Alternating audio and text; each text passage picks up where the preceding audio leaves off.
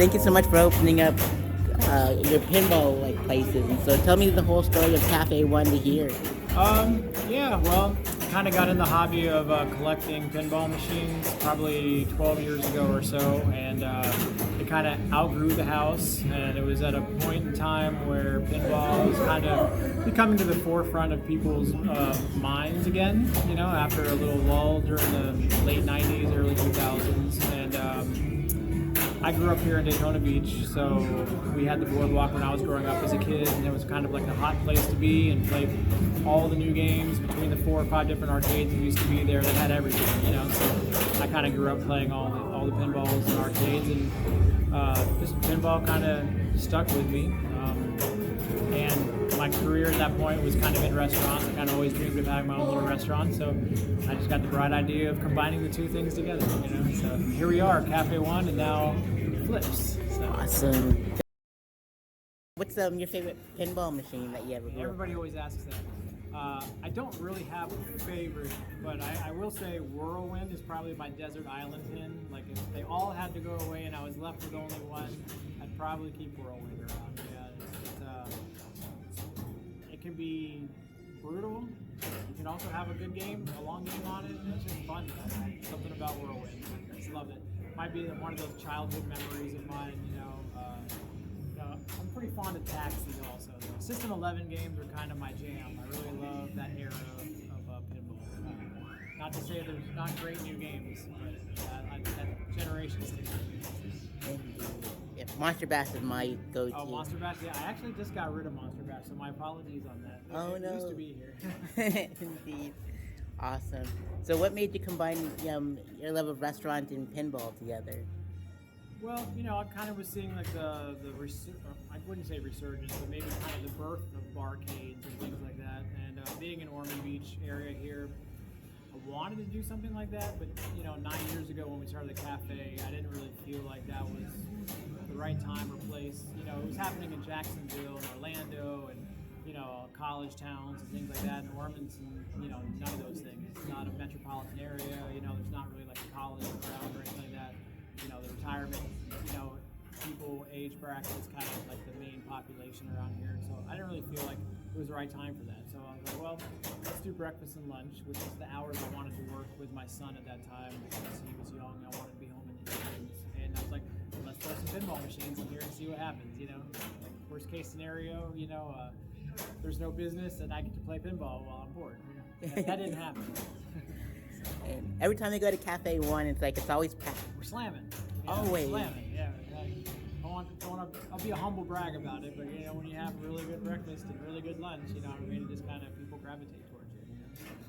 And we really do. It's like when I went on tour, when I met you for the first time, like all the wait staff is always calling you sweetie and darling, and it's like it's so southern and hospitality is amazing. We really connect well with the guests. We've got a great group of girls that work out in the front. And we're trying to extend that whole mentality here. Flips, we've got Bella out there. She's super personable, super easy to get along with. We treat everybody like a family because they are.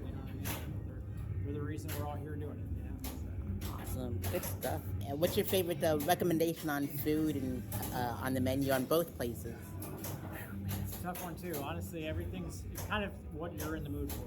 If you're in the mood for breakfast or lunch, I could suggest some things. We've got really nice, different kind of things at the cafe. I like to try to do as much as I can from scratch. So we have like some seafood omelets that have like shrimp and crab in there. You don't see that every place you go to. But then, like the chicken is hand-breaded, fried, and, I try to make all the sauces from scratch that we can there. So that's really like home-style cooking, which you don't really get at a lot of places too much anymore. And then, as far as here, we're a little more simple type of like pub grub type of idea here. But killer hot dogs, the flatbreads are amazing, the wings are a little different. We don't have a fryer here, so we bake them and air fry them, but they're seasoned beforehand, so they have their own little, differentiates it from different, places and chicken wings, but they're super large and juicy and meaty. Good stuff. You can't go wrong anywhere. I try to make it as good as I can. If it's not good, then it's not on the menu. Oh, that's awesome. And we can tell like it's made with love from both locations. And I had the chicken tenders here and made a custom breakfast over there. Yeah, So yeah. We aim to please. oh yeah. And what upcoming events and leagues and tournaments do you have coming up? So we used to, before this place was open, we were alternating league night between Café One and Flips. We do it every other Monday. So actually this Monday coming up, which would be November 3rd. It's going to be here. I think we're going to gravitate all of them here. That way we have food and drink available. Because that's something we didn't really have. It was kind of just a pinball thing only, And since we have the opportunity to provide some food and drink, to the patrons now, I think we're just going to gravitate the league over here. So it'll be here every other Monday night, starting November 3rd. And then I would like to explore the possibilities of doing some larger scale tournaments, perhaps on the weekends. We used to do that at Café One before COVID, and then after COVID happened, I just never really got back into it. Café became a little more demanding. It's kind of harder to kind of be the tournament director and the cook, and right? So I can't do it all. So we kind of just started doing the leagues. At first after COVID, there was no IFPA events going on for a while, so they were just kind of like friends and fun, just hanging out and playing, and then got to the point where IFPA started to gather again and do events, so then we started making them IFPA sanctioned events, and then, like I said, eventually we'll try to start drawing in some of the Florida tournament players, and do some Sunday tournaments. Hopefully in the future. I don't know when, but at least I'd like to try to do like once a quarter, I love the paint job in here. It matches perfectly. It's awesome. There's an artist out of Tampa, Esh. Check him out on Instagram, artist Esh, ESH. Did a killer job in here, it was for a moment there, I wasn't sure if this place was going to get off the ground, and I was like, man, no one's going to see the killer mural that he painted for us, but I'm glad we're open, and people actually get the chance to check out the amazingly talented artist, Esh, that did the work in here. Very cool guy. I'm happy to be here for your grand opening. It's Thanks. so awesome. It's great to have you. Awesome. Thank you, Karl. It means a lot. All right, take care now. Awesome. Thank you. Yeah.